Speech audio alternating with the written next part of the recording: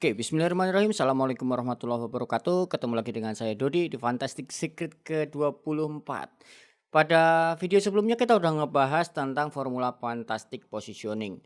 Baik, kita masuk ke rule positioning ya. Jadi di video kali ini saya akan ngebahas apa sih kunci-kunci penting gitu ya dalam penggunaan positioning. Nah, untuk role positioning ini sebetulnya ada banyak, ada sekitar 10 rule positioning, tapi kali ini saya akan ngebahas satu yang paling penting aja di antara 10 ya. Di antara 10 itu saya bahas satu yang paling penting dan ini yang menurut saya kesalahan yang paling sering terjadi dan masalah yang sering dialami oleh teman-teman UKM ya, yaitu apa sih? Bahwa rule positioning adalah golden rule bagi saya, ini adalah satu nama adalah satu positioning. Artinya satu nama itu apa? Satu nama brand adalah satu positioning.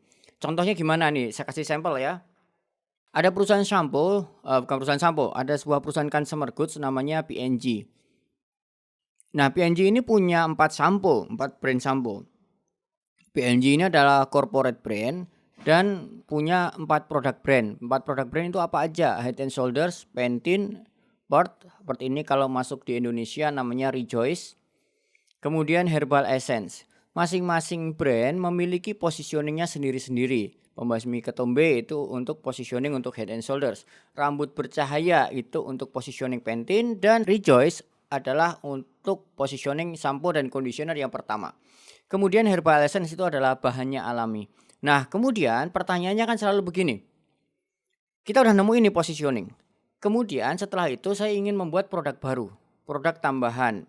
Misalnya ya memang sih cara untuk mencari omset tambahan, cara meningkatkan revenue adalah salah satunya dengan menambah lini produk baru. Contohnya misalnya gini, yang pembasmi ketombe. Masalah yang ingin diselesaikan oleh Head and Shoulders adalah orang-orang yang masalah utamanya adalah di pembasmi ketombean lah, intinya gitu. Ada ketombenya gitu. Kemudian pengguna Head and Shoulders ini juga ada yang mengeluhkan, saya juga pengen selain bisa menghilangkan ketombe, saya juga pengen sampo ini bisa untuk rambut saya bikin bercahaya, gitu misalnya ya. Nah, kemudian apakah Head and Shoulders akan memenuhi permintaan konsumen itu? Kalau misalnya itu permintaan dipenuhi, berarti akan sama dong positioningnya dengan Pantene, akan bertabrakan satu dengan yang lain. Nah, kalau nggak dipenuhin, kok ini ada permintaan. Nah, apa yang harus dilakukan oleh brand ini? Jangan sampai juga merusak positioningnya. Nah, ini salah satu yang bisa teman-teman lakukan adalah kalau misalnya ada peluang lain dan ingin membuat produk turunan, artinya peluang lainnya adalah ada kebutuhan, ada permintaan di pasar yang dimana hari ini brand kita belum memiliki produk atau layanan seperti yang diharapkan atau diinginkan oleh konsumen, maka teman-teman bisa melakukan yang namanya product extension atau brand extension ya. Salah satunya seperti ini yang dilakukan oleh P&G.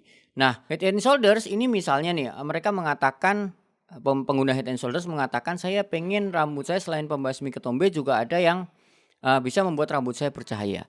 Maka produk turunan di sinilah pembasmi ketombe plus rambut bercahaya ya. Jadi di produk turunan, produk pembasmi ketombe plus rambut bercahaya, pembasmi ketombe plus bahannya alami, pembasmi ketombe plus anti rontok misalnya, pembasmi ketombe plus yang ada kondisionernya. Nah, pembasmi ketombenya nggak boleh hilang gitu. Ya, jadi jangan sampai pembasmi ketombenya ini hilang gitu. Ya, karena itu positioningnya Head and Shoulders. Namun added value atau nilai tambahnya plus yang di belakang itu bisa ditambahkan dengan apapun yang masih relate dengan konsumennya Head and Shoulders atau konsumen brand Anda. Nah, ini teman-teman bisa pakai ini ya. Jadi kemarin juga ada salah satu e-commerce yang mengatakan bahwa wah, omset saya naik nih hanya dengan satu rumus ini, satu rule positioning dan satu nama satu positioning. Studi kasusnya adalah misalnya gini, saya ini punya madu untuk ibu-ibu menyusui. Nah, itu positioningnya tuh madu untuk ibu yang menyusui. Nah, ibu menyusui plus menambahkan imun. Ibu menyusui plus otak anaknya cerdas. Nah, plusnya itu boleh Anda tambahkan apapun, tetapi positioning awalnya sebagai madu yang untuk ibu hamil itu jangan hilang gitu. Nah, ini rumusnya ya, bahwa satu nama adalah satu market kategori atau satu positioning. Nah, gimana kalau kita mau masuk ke positioning yang berbeda? Maka itu saya menyarankan ya, saya menyarankan kalau teman-teman ingin masuk ke positioning yang berbeda adalah ya dengan cara bikin brand baru. Apa efeknya nih kan gini, Apa efeknya kalau kita menggunakan satu nama brand untuk berbagai macam kategori? Nah, ada salah satu studi kasus yang sering saya ceritakan di mana-mana dan ini menurut saya cukup menarik, yaitu tentang Chevrolet.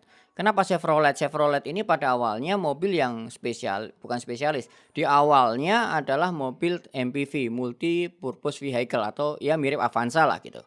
Kemudian karena ini sudah rame, banyak yang pakai Chevrolet, di mana-mana banyak yang pakai, bahkan Chevrolet adalah salah satu mobil yang terjual paling banyak di Amerika pada saat itu.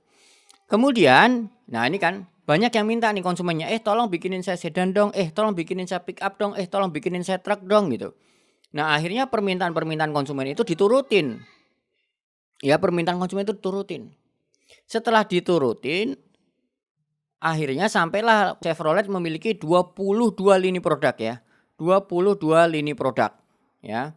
Jadi kalau sebelumnya hanya memiliki satu lini produk yaitu MPV, setelah itu punya SUV, punya sedan, punya pick up, punya truk.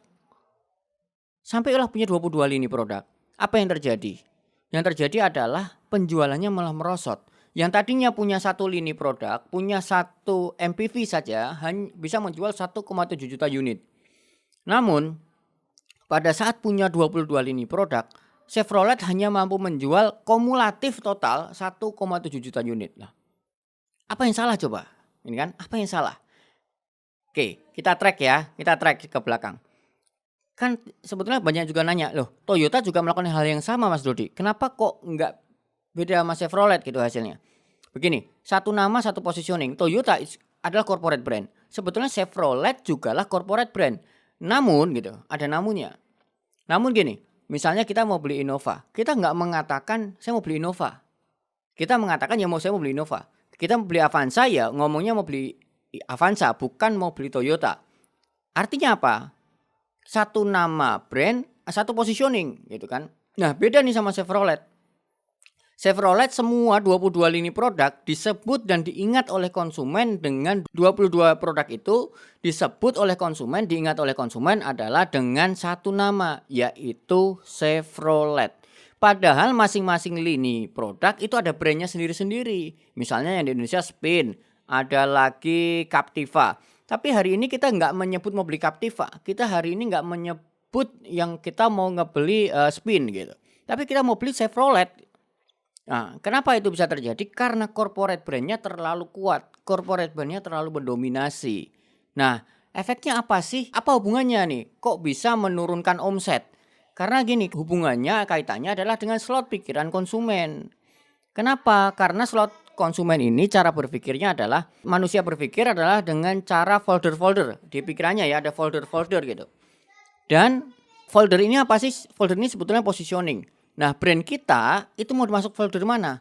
Nama Innova akan masuk ke folder MPV. Nama Fortuner akan masuk ke folder SUV. Nah, inilah pentingnya kita menentukan folder itu, alias menentukan positioning itu, baru kemudian kita bisa melangkah lebih jauh apa yang harus kita lakukan, kemudian apa yang masih boleh pakai nama brand ini dan apa yang nggak boleh dengan nama brand yang sama, akan jadi jauh lebih mudah ketika kita menentukan. Oke, demikian teman-teman. Apa inti dari video ini? Video ini adalah mengenai bahwa kita harus fokus dalam menentukan positioning, dalam mengeksekusinya juga. Oke. Tugas berikutnya adalah teman-teman menentukan apa positioning brand Anda gitu. Kalau teman-teman yang belum memiliki positioning, maka perjelas, clearkan positioning brand teman-teman. Karena akan jauh lebih mudah ketika akan memutuskan apakah saya menggunakan produk yang berbeda, menggunakan nama yang sama atau nama yang berbeda. Oke, demikian teman-teman, sampai ketemu di video berikutnya. Kita akan ngebahas emotional value. Terima kasih, sampai ketemu di video berikutnya.